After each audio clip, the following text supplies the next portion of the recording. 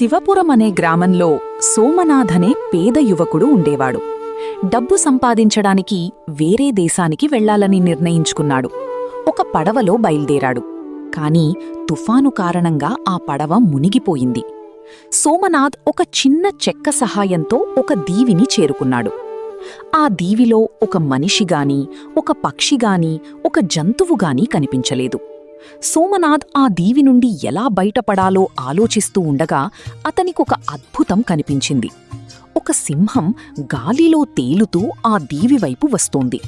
ఆ సింహానికి రెక్కలు కూడా లేవు. సోమనాథ్ తన కళ్లను తానే నమ్మలేకపోయాడు. ఆ సింహం గాలిలో తేలుకుంటూ వచ్చి ఆ దీవిలో దిగింది. చెట్టు నీడలో పెద్దగా గురక పెడుతూ నిద్రపోయింది. ఇది అంతా సోమనాథ్ దూరం నుంచి చూస్తున్నాడు. ధైర్యం చేసి సింహం దగ్గరకు వెళ్లాడు. దాని పక్కన చాలా పెద్ద వజ్రం ఒకటి ఉంది. సోమనాథ్ ఆ వజ్రాన్ని చేతిలో తీసుకున్నాడు. అంత పెద్ద వజ్రాన్ని అతను ఎప్పుడూ చూడలేదు. ఈ దీవి నుండి బయటికి వెళ్ళిపోతే నా దరిద్రం తీరటానికి ఈ వజ్రం చాలు. సింహం నిద్రలేస్తున్నట్టు సోమనాథ్కి అనిపించింది. అయ్యో, ఈ సింహం లేస్తే నన్ను చంపేస్తుంది. నేను కొంచెం దూరంగా ఉంటే బాగుండేది. ఆ మాట మనసులో అనుకోగానే సోమనాథ్ గాలిలోకి లేచి సింహానికి కొంచెం దూరంలో దిగాడు. ఈ వజ్రంలో ఏదో మహిమ ఉంది. ఇది పట్టుకుని ఏది కోరుకుంటే అది జరుగుతోంది. దీని మహిమ వల్లే సింహం గాలిలో తేలుతూ ఇక్కడికి వచ్చి ఉండాలి. సింహం లేచింది. అది సోమనాథ్ను చూసి భయంకరంగా గర్జించింది. భయంతో సోమనాథ్ ఈ సింహం చనిపోవాలి అని మనసులో కోరుకున్నాడు. వెంటనే సింహం చనిపోయింది. అది నిజానికి ఒక మాంత్రికుడు. సోమనాథ్ తెలియకుండానే ఒక మాంత్రికుణ్ణి చంపేశాడు. అతని శక్తులకు మూలమైన వజ్రాన్ని సంపాదించుకున్నాడు. తర్వాత దీవి లోపలికి వెళ్లాలని అనిపించింది. వజ్రం సహాయంతో గాలిలో తేలుతూ దీవి లోపలికి బయల్దేరాడు. కొంత దూరంలో పొగ కనిపించింది. అక్కడ ఒక గుడిసె ఉంది. ఒక ముసలివాడు వంట చేస్తున్నాడు. అయ్యా, నాకు చాలా ఆకలిగా ఉంది. కొంచెం ఆహారం ఉంటే పెడతారా? ఇప్పుడే వంటయింది, రా కలిసి తిందాం. ఇద్దరూ కలిసి భోజనం చేశారు. నువ్వు ఇక్కడికెలా వచ్చావు?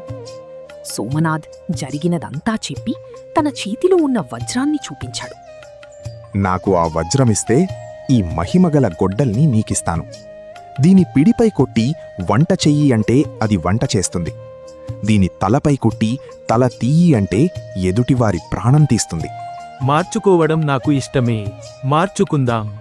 సోమనాథ్ ఒక చేత్తో వజ్రాన్ని ఇస్తూ మరో చేత్తో గుడ్డలిని తీసుకున్నాడు. వెంటనే గుడ్డలి తలపై కొట్టి తల తీయి అన్నాడు. మరుక్షణంలో ఆ గొడ్డలి ముసలివాడి తలను నరికేసింది. సోమనాథ్ జాగ్రత్త పడటం వల్లే మేలైంది. లేకపోతే ఆ ముసలి మాంత్రికుడు వజ్రం సహాయంతో అతన్ని చంపేసేవాడు. అలా సోమనాథ్ వజ్రంతో పాటు గొడ్డలిని కూడా సంపాదించాడు. తర్వాత ఇంకొంచెం ముందుకు వెళ్లగా మరో గుడిసె కనిపించింది. అక్కడ ఒక ముసలావిడ కూర్చొని ఉంది. పక్కనే ఒక కుండ ఉంది. సోమనాథ్ ఆమె దగ్గరకు వెళ్లగాని ఆమె ఆ కుండను పక్కకు తోసింది. అందులోని నీరు కిందికి వచ్చి గుడిసె చుట్టూ చేరింది. మామూలుగా అయితే సోమనాథ్ ఆ నీటిలో మునిగిపోయేవాడు. కాని వజ్రం సహాయంతో గాలిలోకి వెళ్ళిపోయాడు. నీకిది ఎలా సాధ్యమైంది? ఈ వజ్రం ఉంటే ఏదైనా చేయవచ్చు. ఈ కుండ తీసుకుని నాకు వజ్రమివ్వు.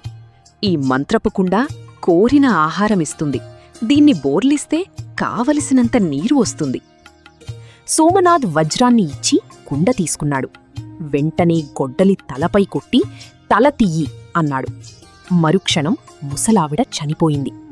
ఇప్పుడు సోమనాథ్కు వజ్రం, గొడ్డలి, కుండ మూడు మహిమగల వస్తువులు లభించాయి. మరుసటి రోజు అతను ఒక అరణ్యానికి చేరుకున్నాడు. అక్కడ భయంకరమైన శబ్దం వినిపించింది. ఏనుగులు, పులులు, సింహాలు కూడా ఆ శబ్దం విని భయపడి పారిపోయాయి. కొంతసేపటికి ఆ శబ్దం ఆగింది. సోమనాథ్ ఆ వైపు వెళ్లగా ఒక రాక్షసుడు కనిపించాడు. అతని దగ్గర ఒక డోలు ఉంది. ఆ రాక్షసుణ్ణి చూసి సోమనాథ్ భయపడతాడు. ఆ రాక్షసుడు సోమనాథ్ని చూస్తాడు. నా దగ్గరకు రా. ఈ అడవిలో ఒంటరిగా ఏం చేస్తున్నావు? సోమనాథ్ అతని దగ్గరకు వెళ్తాడు. రాక్షసుడు తినడానికి మాంసమిచ్చాడు. నేను శాఖాహారిని. మాంసం తినను. సోమనాథ్ తన కుండ తీసి శాకాహార భోజనం కావాలని కోరుకున్నాడు. వెంటనే భోజనం వచ్చింది. నీకు శాకాహార భోజనం ఎలా వచ్చింది? నీకు మంత్రవిద్య తెలుసా? ఈ కుండ ఏ ఆహారం కావాలంటే అది ఇస్తుంది. ఆ కుండ నాకిచ్చి నా డోలు నువ్వు తీసుకో. ఇది మంత్రపు డోలు. ఒక పక్క వాయిస్తే భయంకరమైన శబ్దం వస్తుంది, రెండో పక్క వాయిస్తే అంతులేని సైన్యం వచ్చి నిన్ను రక్షిస్తుంది.